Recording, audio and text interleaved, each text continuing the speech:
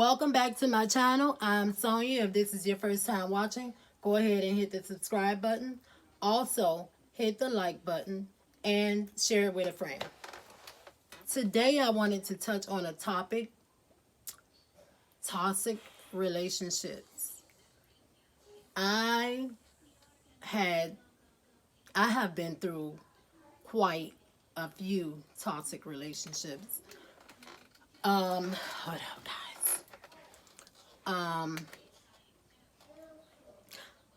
My very first relationship was very, very, very toxic.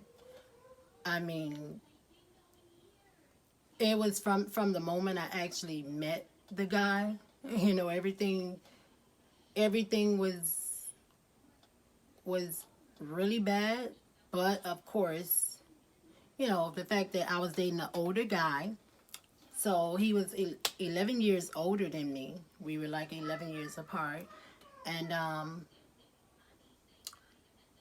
from the very beginning, it was always bad. I never was able to see that because like friends and family or people would come back and tell me, oh, he was doing it, so he was talking to that person, and I'm like, oh, stop lying. Like, that's not true. That's not him. You know, because how he was with me, the relationship that we had together when we were together. So I couldn't believe what somebody else come back and tell me, you know. As a teenager, I was going through that, like, okay, don't believe everything your friends come back and tell you. So that's what I was going through. And I had like a family member I felt like was kind of jealous that I was even with the guy because many situations, like she knew the guy years before I even met him. And you know, she reminded me, she was like, you don't remember that guy such and such that was at the park? And you was like, oh, he was cute, he was sexy, da da da da da. And I was like, wait a minute, yeah, that was him. So anyway, I remember like this guy from the beginning when I was a teen. I used to, when I first saw the guy, I fell in love with him from the moment of seeing him. I followed this guy around the store, like playing little kitty games, like trying to get him to see me or whatever. So as I got older, I was working at a park somewhere or whatever, like a summer job, and he was a supervisor there, and we actually, you know, started talking or having a relationship from that moment on. And I would say there are some things I should not have done to even get that relationship started. But it is what it is. And just when you're young, you're trying to be grown, you're trying to do things that you should not be doing, you know. So I did a lot of that. And as for me, I moved out of my parents' home when I was 18 years old with this guy. With this guy. Like, okay. I remember telling my parents, and they was unhappy, like, okay, who moving in with you? Because, you know, they only know I'm moving, but they expect me to be moving into the place by myself. It was a one-bedroom apartment. So I was like, my boyfriend moving. Like, they knew him. They didn't know him like that. Like, they haven't sat down, had conversations with him or anything like that, but they know of him. So I was like, I'm moving out. You know, my boyfriend coming to move in with me. And my mom was really upset. She did not approve. But of course, it's at the point, like, I just gave the people my money. I got my key. Same day I went and applied for the apartment, I went and gave the people the money and got the key. So I moved in the next day because I needed furniture, I needed bed, I needed things, you know.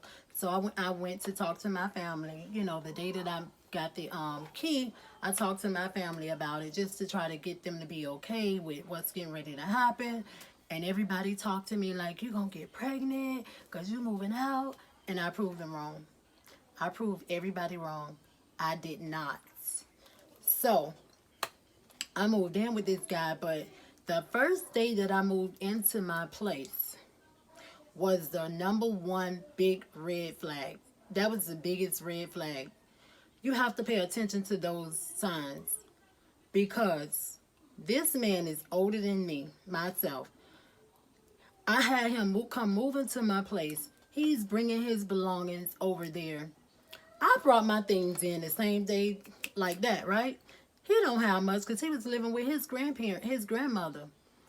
So you're bringing your stuff over. He brought some things over, um, and he brought some shoes over, some jackets, some clothes, very few items. And I was like, okay, you coming back? What? That's it? He was like, no, I'm going to get the rest of it.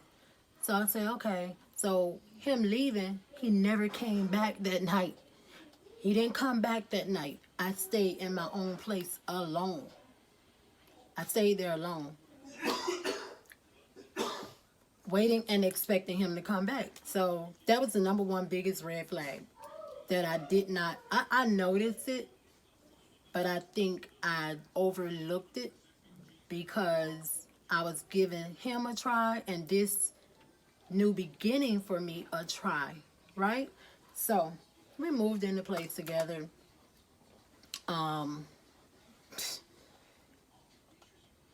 It just was horrible. A lot of things went on that was not supposed to go on. I was being abused. I was being locked in the house, like to keep other guys from being able to see me because he was that jealous. I was being locked into the house. He would lock the door, and the door, like you lock it from the outside, he would, make sure he had my key. Because, okay, he would make sure he had a key. So anyway, it's a certain way you lock it or whatever. So anyway, he used to take the key and lock me in the house so I don't go out the door or whatever because, and this would be certain times because I was still in school. I was in school, 12th grade, and just certain days, maybe the weekends or whatever, when he have to go to work, he goes to work, and I'm not allowed to have any friends or see anyone until he gets off from work and he's home there with me. And that was a lot of emotional abuse. That was a lot. I remember finding him. I remember this man cheating on me so much to the point. Okay. I remember him cheating on me so much to the point I was ready to end his life and my own. And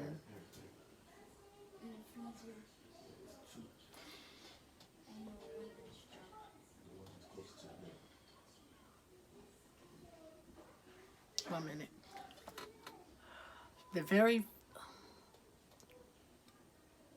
I'm just thankful to be here today because had I made that decision, I wouldn't be here. And so basically, this guy was outside washing his car. He was washing his car, and he had a son. I didn't have any children. His son was like probably 2 years old. He had his son, I was babysitting. So I'm babysitting or actually having fun with his son. I didn't find it to be babysitting. I find it, we were in there getting to know each other. Letting him watch movies and TV or whatever, having fun with him or whatever. He's supposed to be outside washing his car. It just took too long, and his son is like, I want to see my daddy. So he walks outside to go and see where daddy is, and daddy isn't there. His daddy isn't there.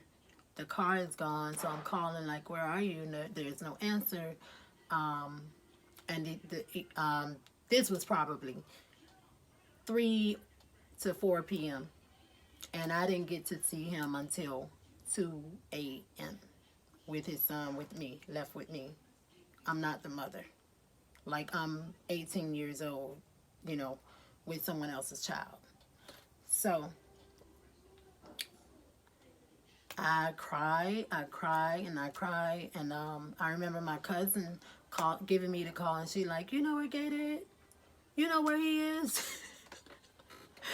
And I'm like, no, he was outside washing the car, but no, I don't know where he is. And I remember when she called me, because that was the cousin, I remember telling her some lie. like something else or whatever, just to like cover it up, because in the end I'm gonna be with him, right? So I remember covering things up for him and telling her some little stupid lie, right? So she was like, no, he not. He's at the pool with such and such and such. And it was some people that she know, like, or whatever. It was a chick, family on a boyfriend side of hers or whatever, that he was with, and whatever the case may be, right? And her kids died. So they were together at some pool having like a pool party, right? In the midnight. So she like, you wanna go? We gonna walk up there. And I'm like, no, I don't wanna go. I'ma stay here and wait for him. So while I'm waiting for him, now mind you, this is not a good mindset at all, because again, I have this man's child. I have a 2-year-old in my presence. I'm only 18 years old. I'm writing his obituary. I was writing my obituary. I put pictures in this thing.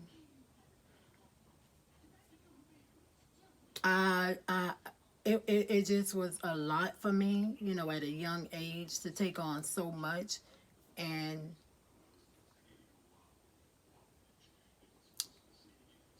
it wasn't good at all. It wasn't good. So basically, when he finally came home, I asked where he been. He did not answer me. He ignored me. That's what I always got in that relationship. 7 years in that relationship. I think it was 9. But in that relationship, I always got the same thing, like, where you going, where you been. I get no answer. So that was the respect. I guess the age difference. So I said, okay. So I waited for him. He like lied down on the couch to go to sleep or whatever, I guess. No, actually he left. He left to go drop his son off and go take him home. Okay. So while he doing that, I'm like, I went in the room. I got his gun, pulled it back. I did all these crazy things that I don't advise anyone to do. When he got back, he laid down on the couch and was going to sleep.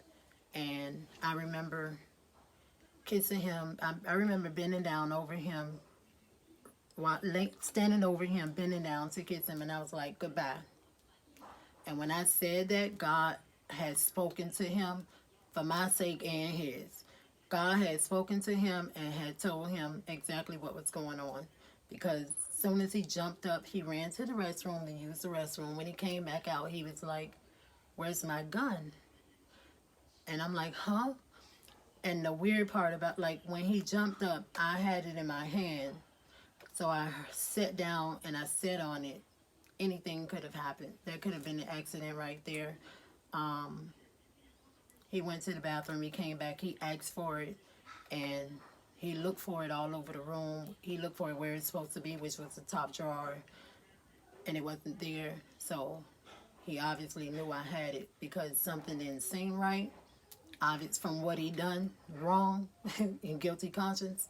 So, of course, we didn't really fight over it, but we tossed a little bit to where, you know, he eventually got it from me.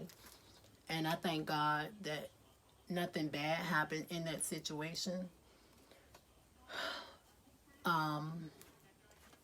Just 18 years old, so much going on. That's, you know, it's crazy. It was a lot. I remember this guy.